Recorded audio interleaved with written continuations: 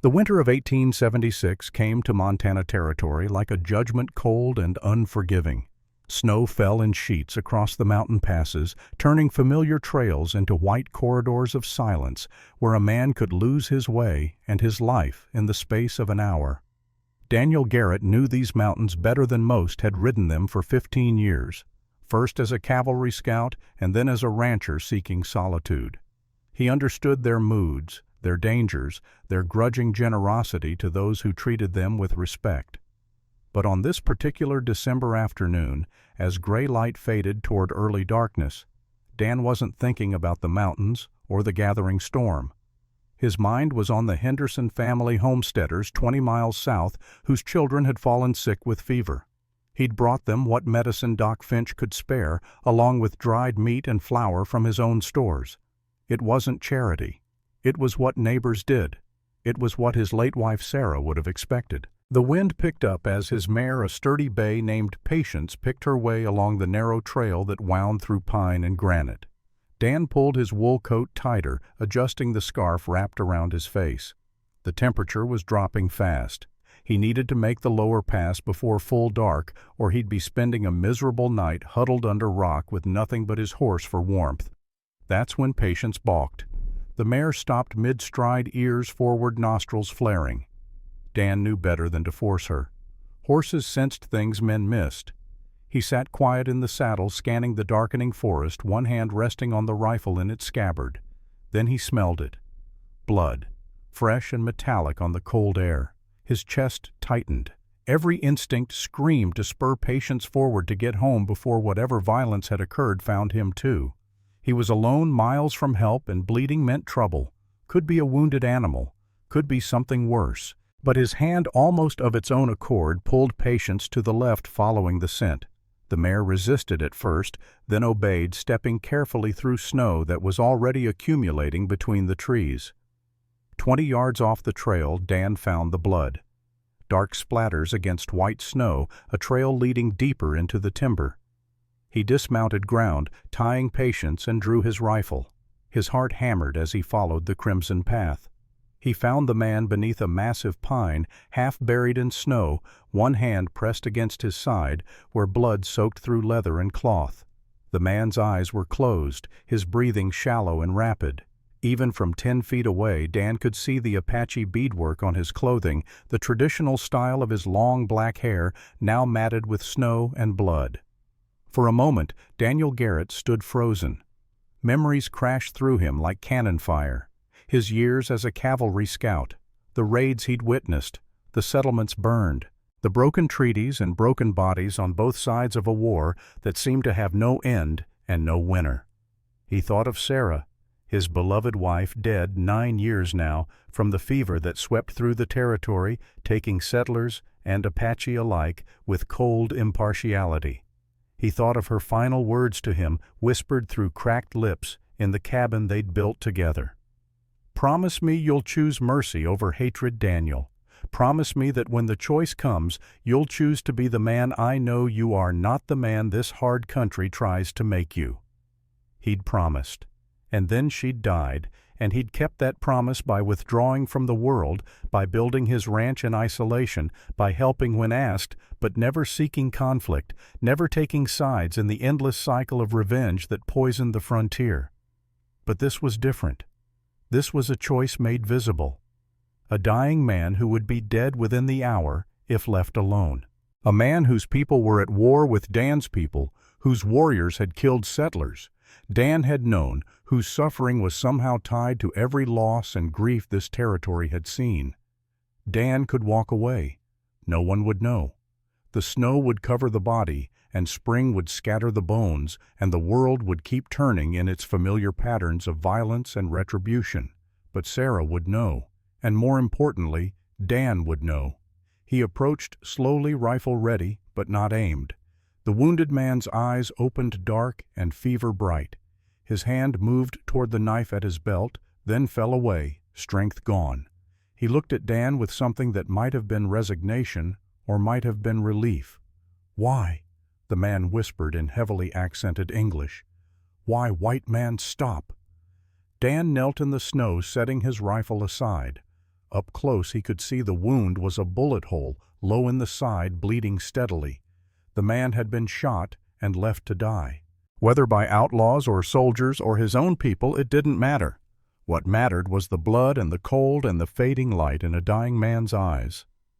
"Because it's right," Dan said simply. He began unwrapping his scarf.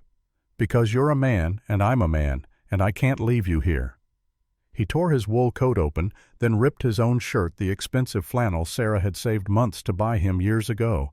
The cold bit into his skin as he packed the wound with cloth, pressing hard. The Apache warrior gasped, but didn't cry out. "You were soldier," the man said, studying Dan's face. "I see it in your eyes." "I was, but I'm not anymore." Dan pulled his canteen and held it to the man's lips. The warrior drank water spilling down his chin. Then Dan produced the small flask of whiskey he carried for emergencies, forcing some between the man's lips. "For the pain," Dan said. The warrior's eyes cleared slightly. He looked at Dan with new intensity, as if seeing him for the first time. "My name, Running Wolf, senior warrior of Chief Standing Bear. Daniel Garrett, rancher, about 15 miles north of here." Running Wolf tried to smile, but it came out as a grimace. "You try to save me, but wound is too deep. I feel death coming." Dan knew it was true. The bullet had gone clean through, but the bleeding wouldn't stop and hypothermia was setting in. Even if he could get Running Wolf on his horse, the ride to his cabin would kill him. The man had maybe an hour, probably less. "I can stay," Dan said. "You don't have to die alone." Tears formed in Running Wolf's eyes, not from pain, but from something else, something that looked like gratitude or perhaps wonder. "You give mercy when you could give hate. My people, your people, so much blood between us, but you choose this. It's what my wife would have wanted, what my faith teaches, what makes us human instead of animals." Running Wolf nodded slowly. His breathing was growing more labored, his skin taking on a gray pallor that Dan recognized from too many battlefields. The end was coming. "I have sister," Running Wolf said, each word clearly costing him. "Morning song, beautiful, strong, wise. Tell her I met good man at the end, man with kind eyes. Tell her not all white men are devils." Dan's throat tightened. "I'll remember, I promise." "She will understand," Running Wolf continued, his voice fading. "She has gift of seeing. She will know truth when it comes." He paused, breath rattling. "Promise me something, Daniel Garrett."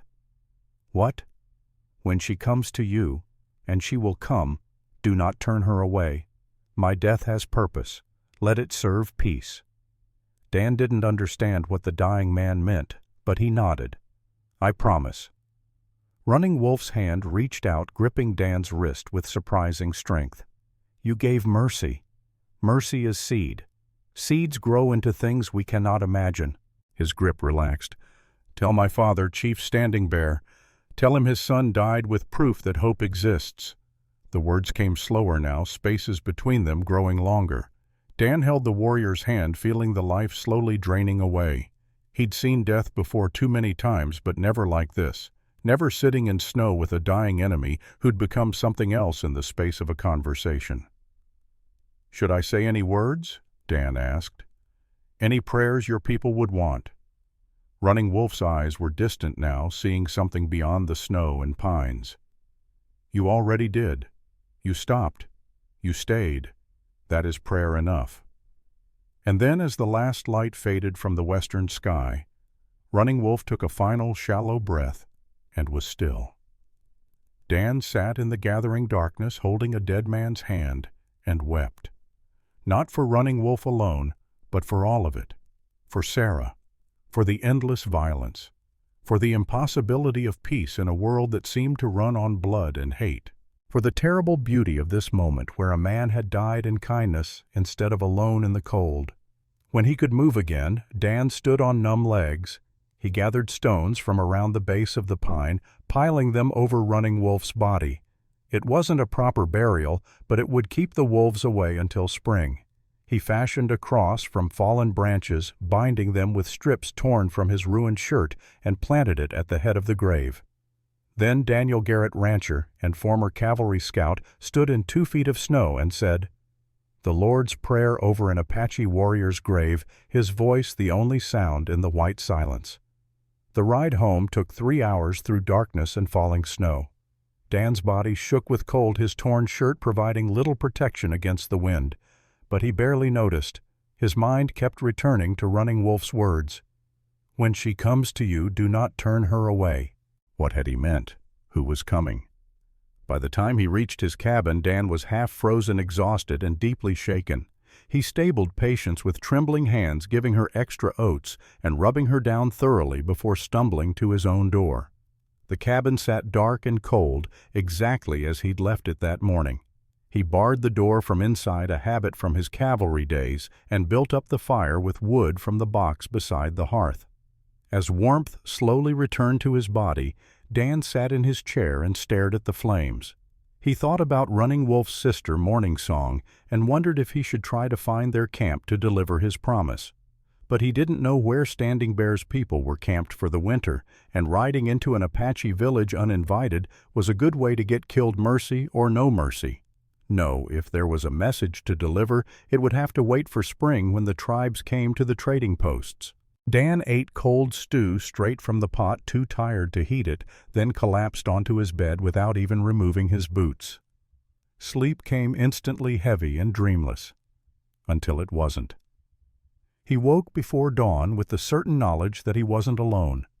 The fire had burned down to red embers, casting the cabin in deep shadow. Dan lay perfectly still, his hand sliding slowly toward the rifle that leaned against the wall beside his bed. His cavalry training came flooding back. Don't move suddenly. Assess the threat. Locate the enemy. Then he saw her. She stood near the table, wrapped in one of his spare blankets, perfectly still in the pre-dawn darkness. Long black hair fell loose over her shoulders, and even in the dim light Dan could see the proud straightness of her posture, the calm alertness in her eyes. She'd been watching him sleep, waiting for him to wake. Apache. No question.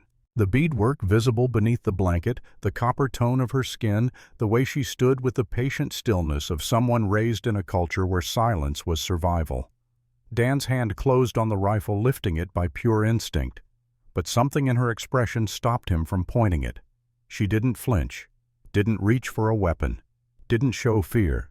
She simply met his gaze with dark eyes that seemed to look through him rather than at him. His mind raced. The door was still barred. He could see it from his bed, the heavy wooden beam resting in its brackets exactly as he'd left it. The window shutters were latched from inside. There was no way into the cabin except through that door or those windows. So how was she here? Dan sat up slowly, rifle across his knees, heart pounding. How did you get in? She spoke her English slow and careful, each word shaped with thought. The spirits opened the way for those who must meet. Her voice was calm, almost musical, with no trace of fear or aggression. Dan's mind rejected the supernatural explanation, searching for rational answers. Maybe she'd been hiding inside when he came home. Maybe he'd been so exhausted he hadn't checked properly. Maybe the cold had affected his judgment. But he knew the cabin. He'd built it himself. There were no hiding places. You are awake, Daniel Garrett. She continued, using his full name with the same formal care. The sound of his name on her lips sent a chill through him that had nothing to do with the cold. How do you know my name? My brother came to me in a dream last night, showed me the man with kind eyes who stayed while death walked near. She paused, and in the silence Dan heard the weight of grief. Running Wolf has crossed to the other side. Understanding hit Dan like a physical blow. This was Morning Song, the sister. Running Wolf had said she had the gift of seeing that she would know the truth, and somehow impossibly she was here. Your Morning Song, he said. It wasn't a question. I am. She stepped closer, and in the growing pre-dawn light filtering through cracks in the shutters, Dan could see her face clearly.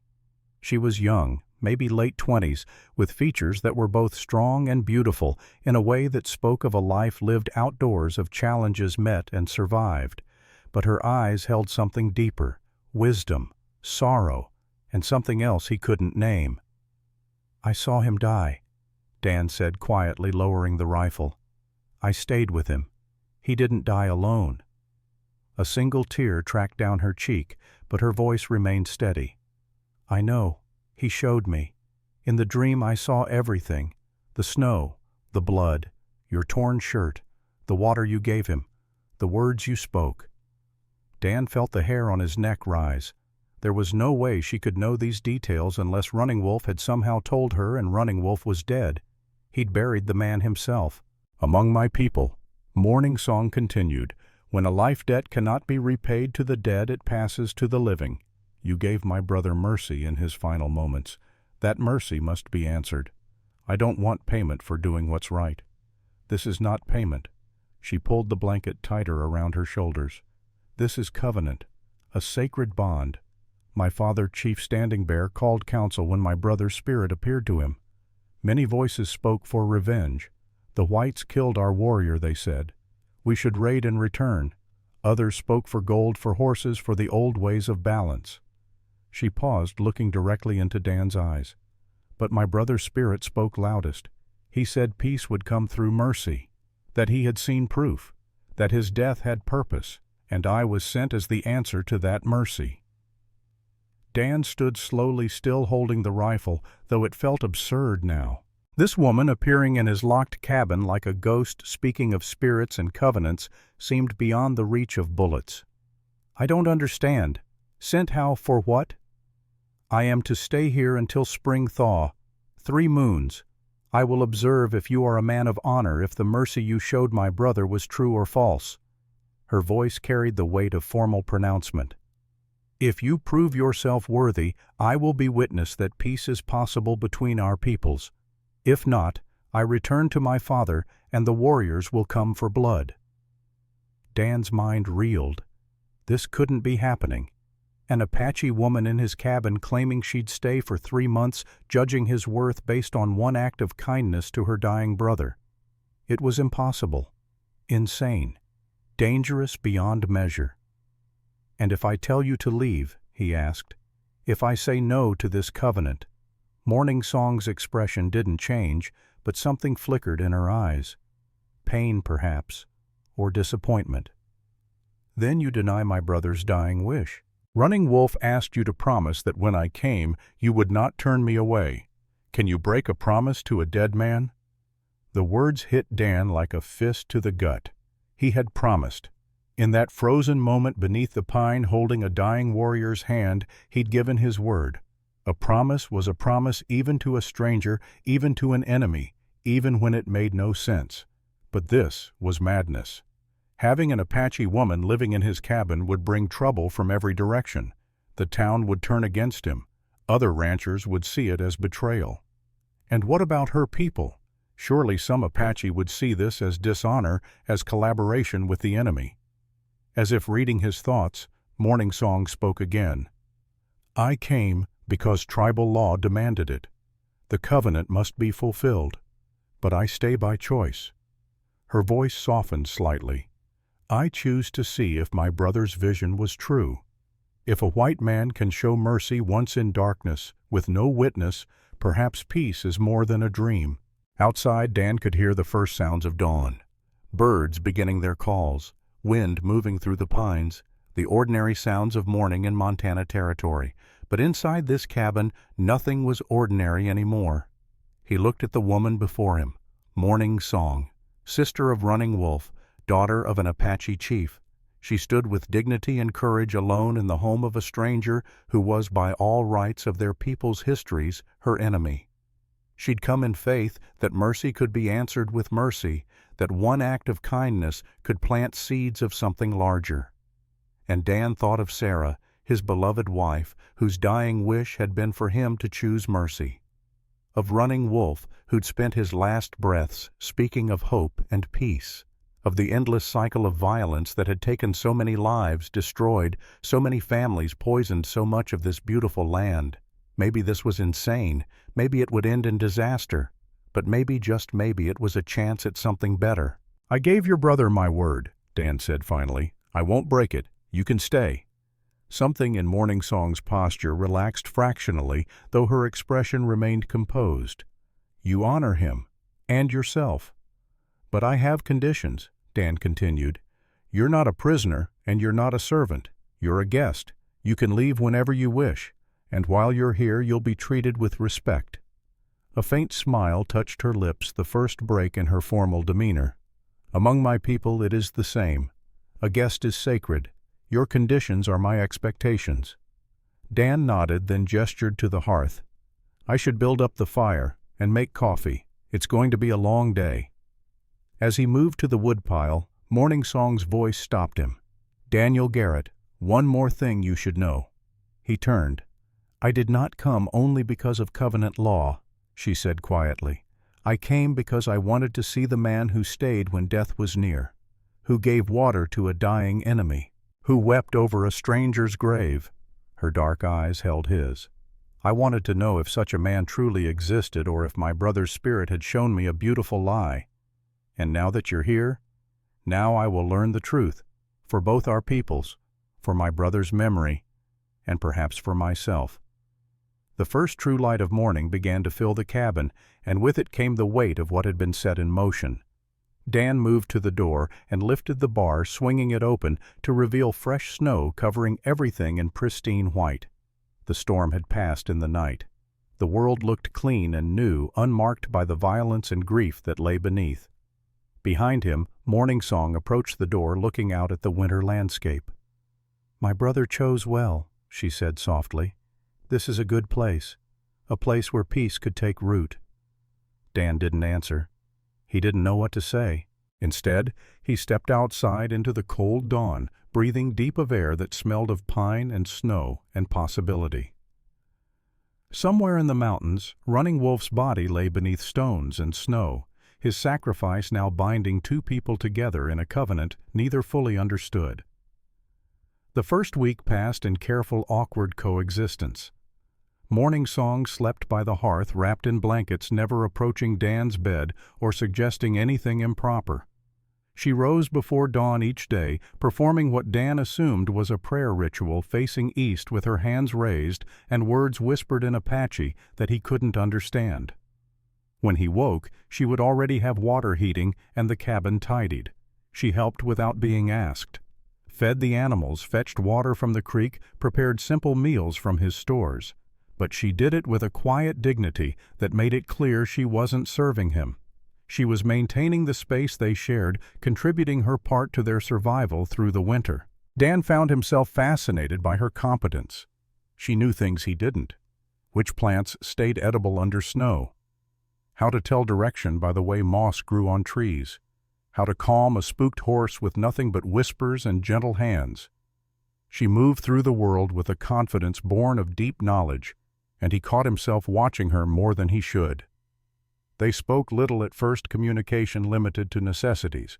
But on the fifth day, as they worked side by side mending a broken fence rail, Dan asked the question that had been burning in his mind. "How did you really get into my cabin that first morning?" Morning Song looked at him, her eyes revealing nothing. "I told you, the spirits opened the way." "That's not possible." "Why? Because your people do not believe in such things." Dan paused, considering. He was a Christian. He believed in God and miracles, in powers beyond human understanding, but locked doors opening by themselves that seemed different somehow. "My faith teaches that God can do anything," he said carefully, "but usually he works through natural means.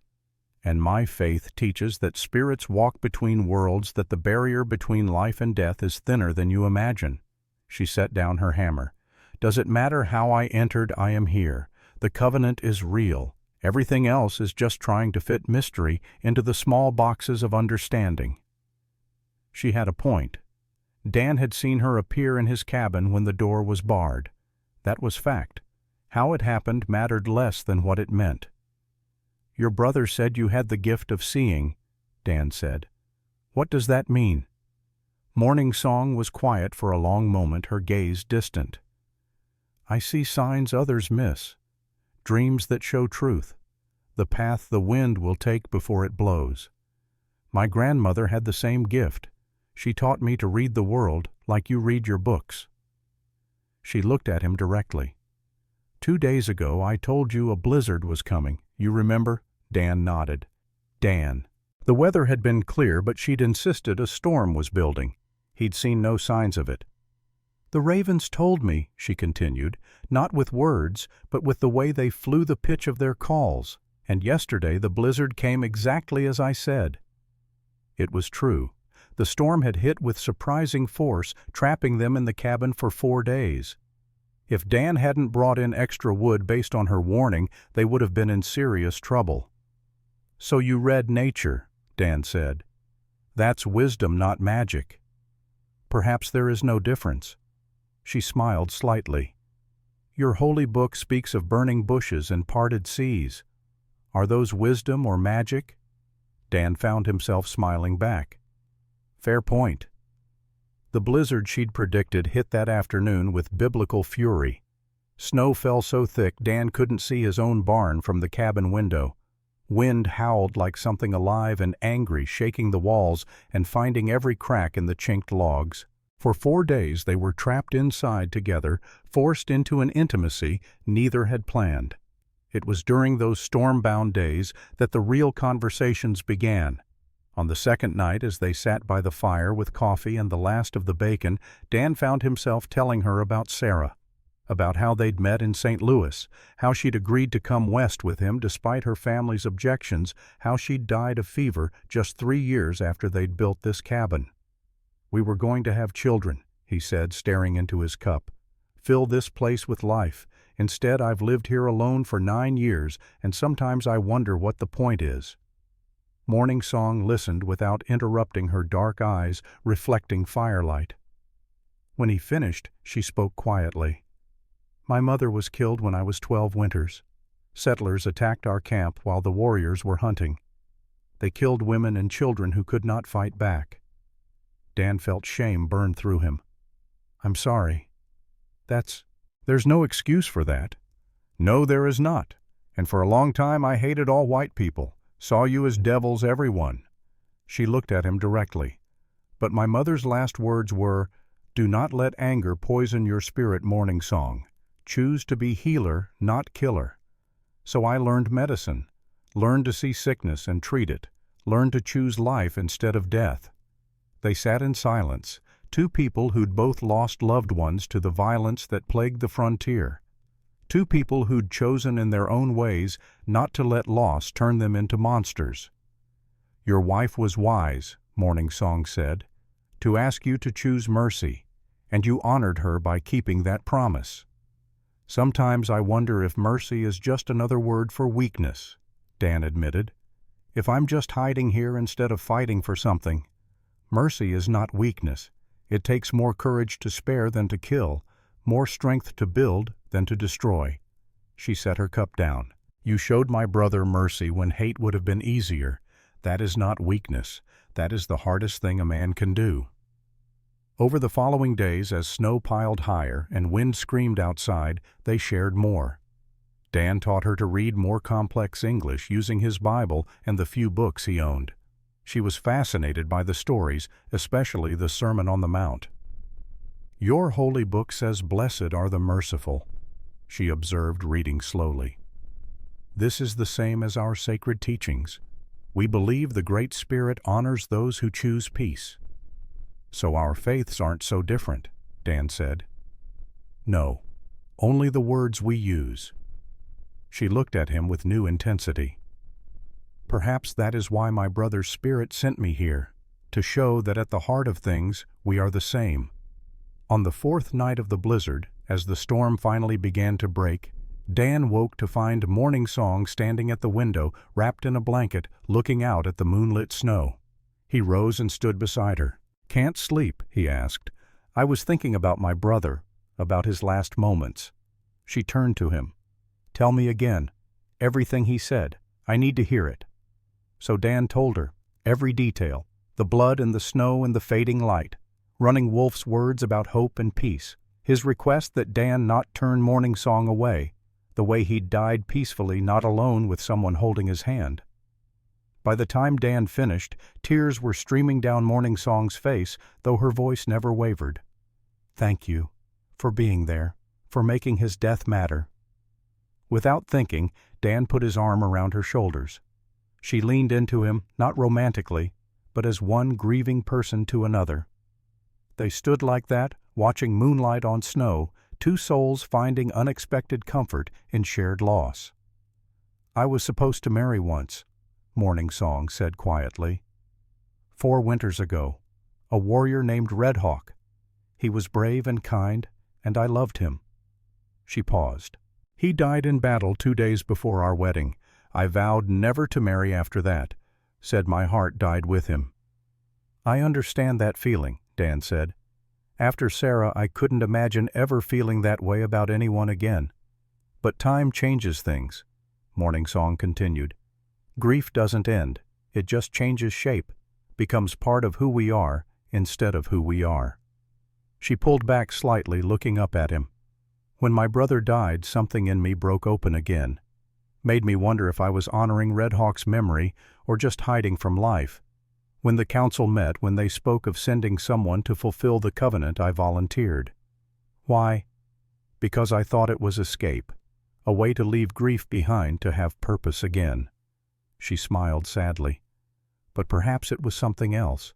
Perhaps it was a path toward healing. Dan felt something shift between them in that moment. A recognition that they were both wounded people, both carrying ghosts, both trying to find meaning in a world that seemed determined to take away everything they loved. And perhaps impossibly they were finding their way toward something new. Not a replacement for what they'd lost, but a different kind of hope. "So we're both running from ghosts," Dan said. "Or learning to walk with them," Morning Song replied. The blizzard broke the next morning, leaving the world buried under 4 feet of fresh snow. It took them most of the day to dig out paths to the barn and creek. They worked side by side, their breath forming clouds in the frozen air, and Dan found himself acutely aware of her presence. The graceful efficiency of her movements, the way she laughed when snow fell from a tree branch onto her head, the strength in her arms as she shoveled. That evening, as sunset painted the snow gold and pink, they stood together looking out at the transformed landscape. Dan turned to say something, caught the way the light illuminated her face, and forgot his words entirely. She noticed him staring. Neither looked away. The moment held stretched became something fragile and precious.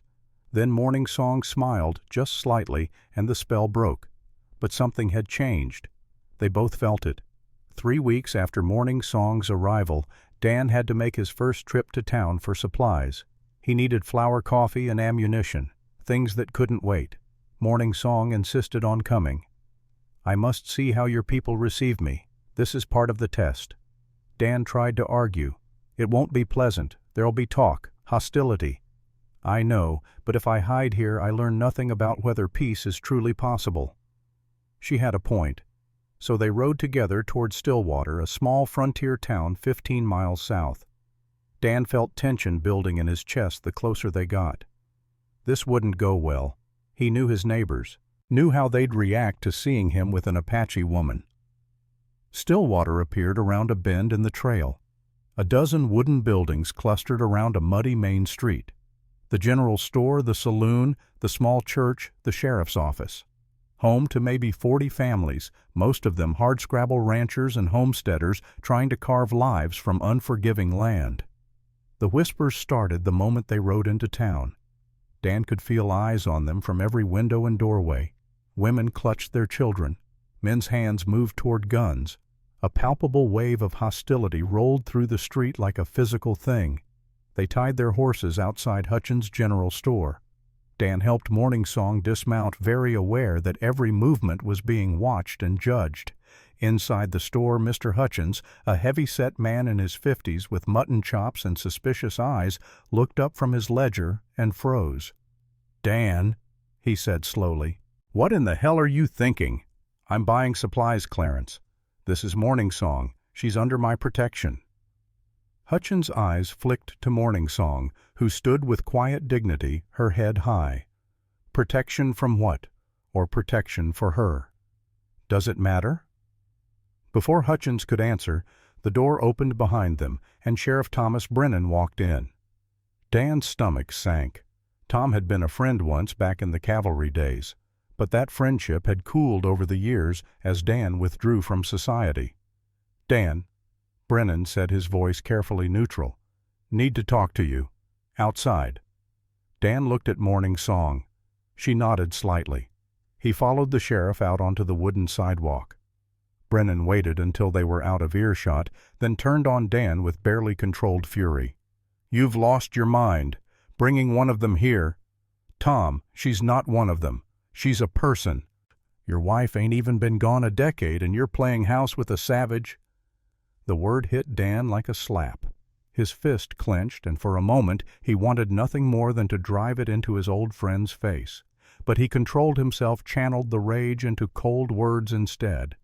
Don't ever speak about Sarah like that. And don't call her a savage. Her name is Morning Song, and she's worth 10 of the men in this town. Brennan's face reddened. Listen to yourself. You sound like a man bewitched. I sound like a man who showed basic human decency and is trying to honor that choice. That choice is going to get you killed. Brennan stepped closer, lowering his voice. There's talk, Dan.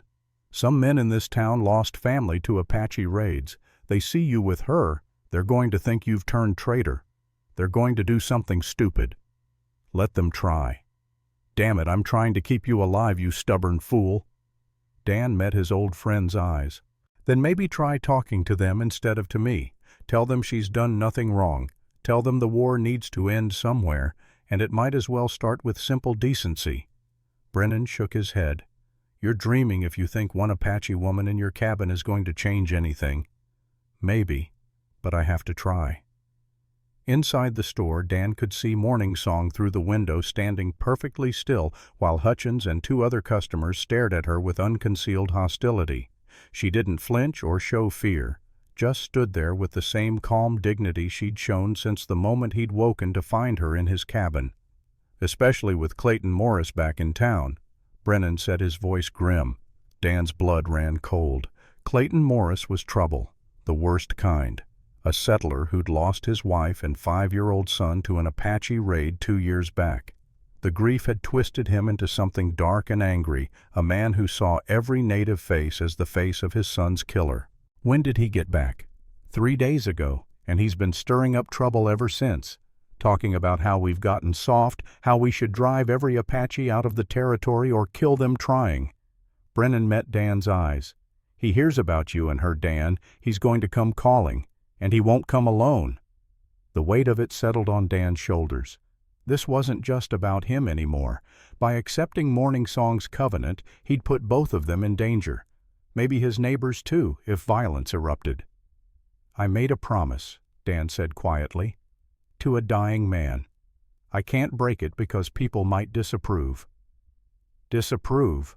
Brennan's laugh was bitter. Dan, they're planning to do more than disapprove. Before Dan could respond, Morning Song emerged from the store carrying nothing. Hutchins had refused to sell to her. She walked past them with her head high, not looking at either man, and stood by the horses. Dan went inside and bought what he needed, paying in silence while Hutchins glared at him. When he came out, Morning Song was already mounted. They rode out of town in heavy silence, aware of every eye that followed them. A mile down the trail, she finally spoke. Your friend the sheriff, he has hate in his eyes. Not hate, fear, and grief. He lost men to Apache raids when we served together. And the other man he mentioned, Clayton Morris. Dan hesitated. He lost his family, wife and a little boy. The grief drove him half mad. Morning Song nodded slowly. I understand his pain, but pain is not an excuse for more pain. No, Dan agreed. It's not.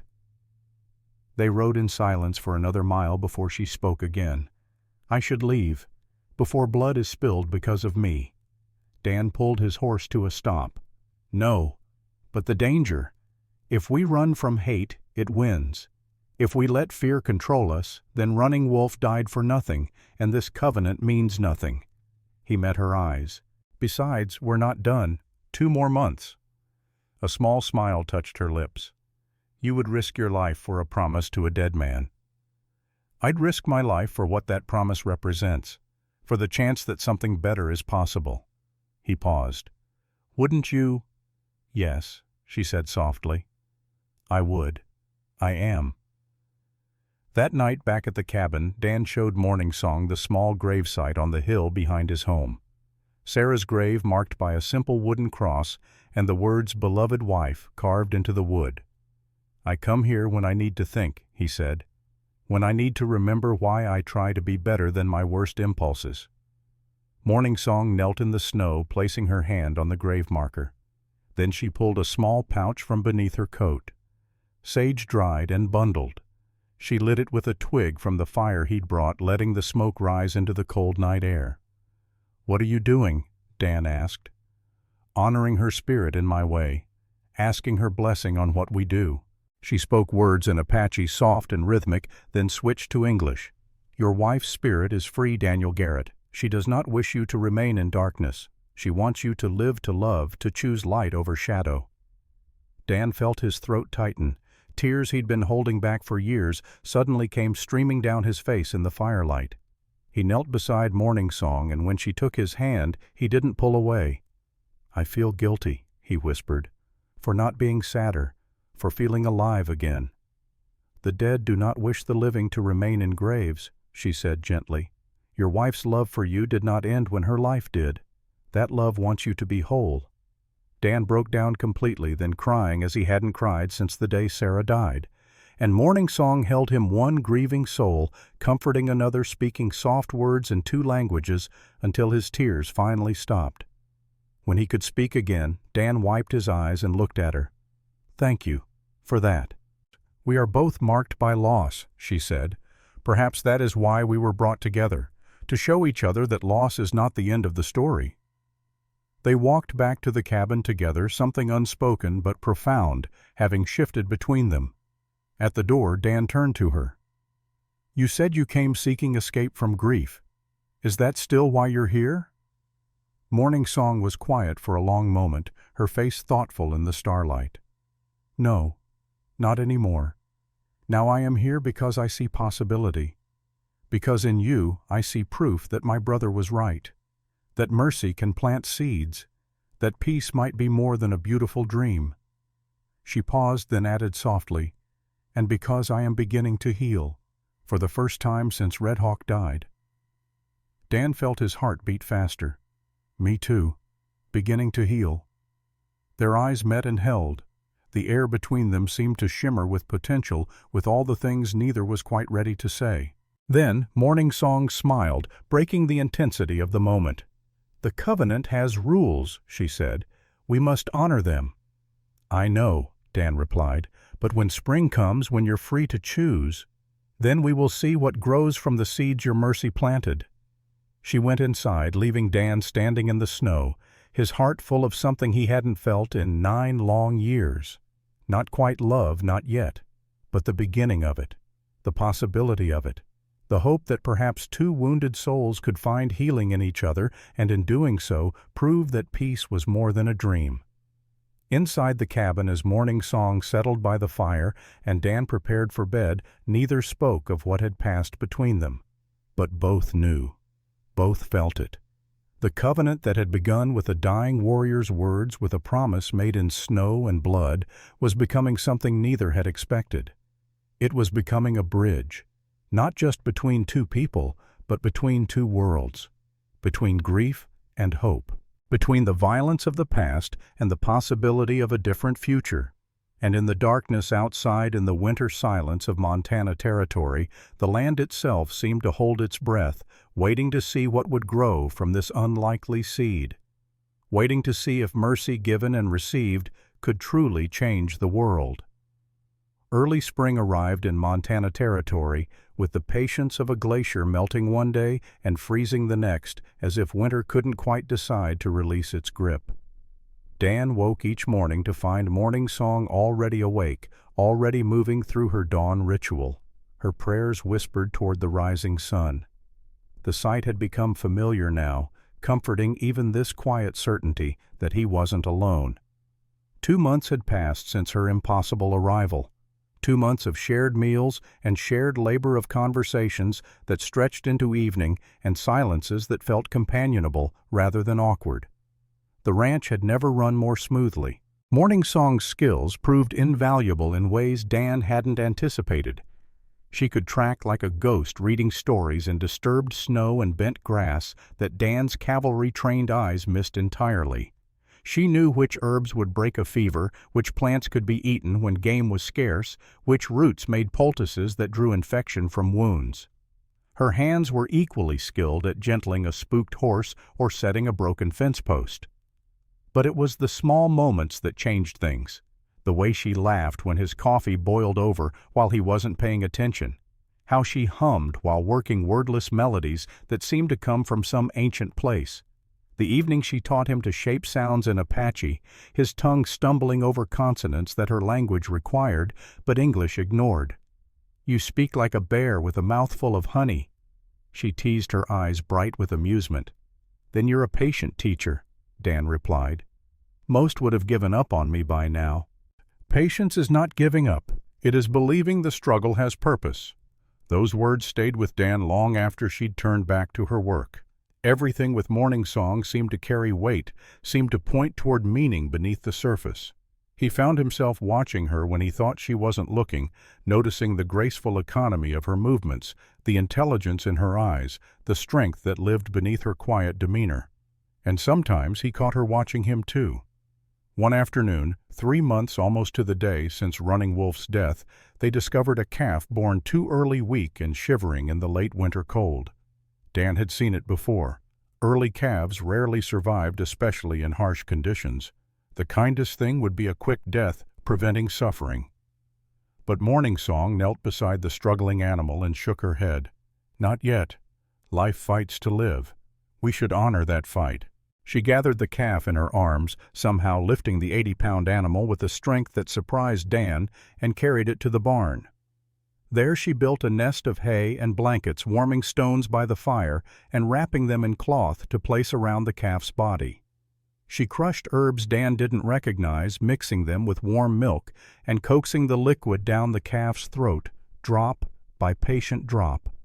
Dan watched from the barn door, fascinated by her focus, her absolute commitment to this small life. "You really think it'll make it?" he asked.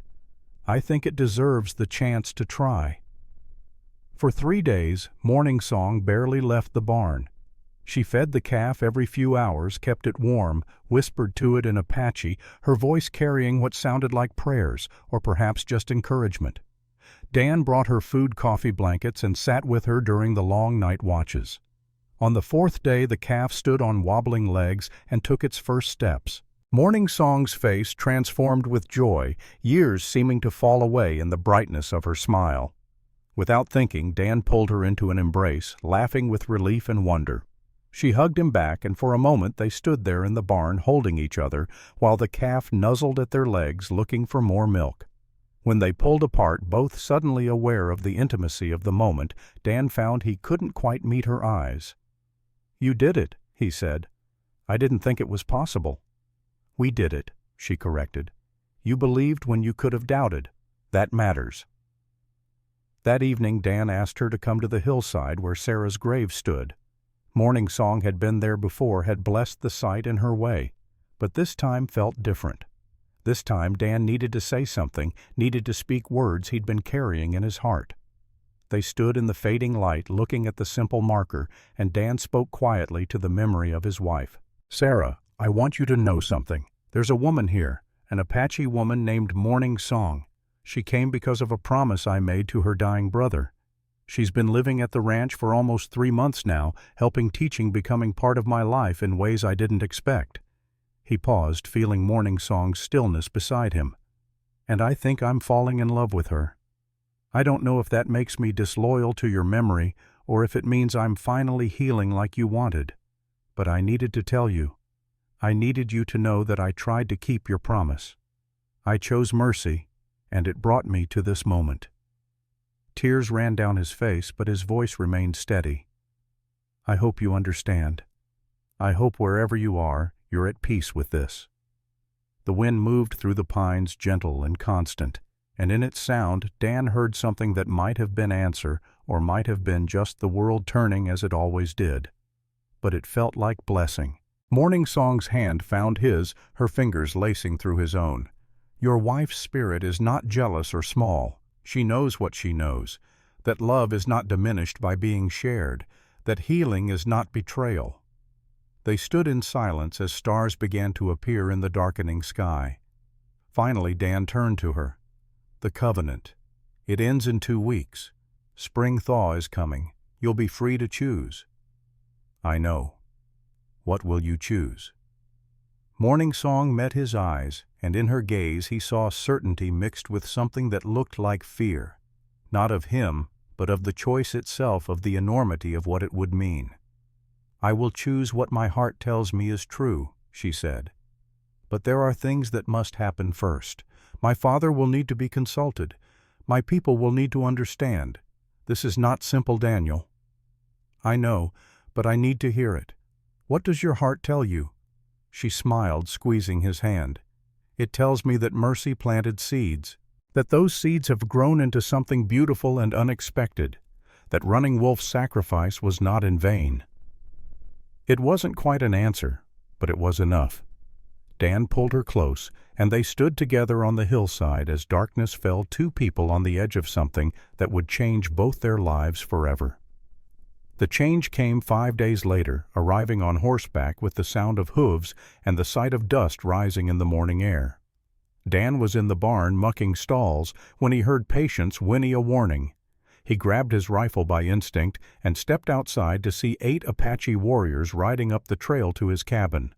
At their head rode a younger man in his late 20s, strongly built, with the bearing of someone used to command and the cold eyes of someone who'd seen too much war. Morning Song emerged from the cabin, her face going pale. "Dakota," she breathed. The warriors stopped 30 yards from the cabin, fanning out in a loose semicircle. The leader, Dakota, dismounted with fluid grace and approached on foot. His hand rested on the knife at his belt, not threatening yet, but making a point about readiness. "Morning Song," he said in English, his accent thick but understandable. "It is time for you to return." Dan moved to stand beside her rifle, held loosely but ready.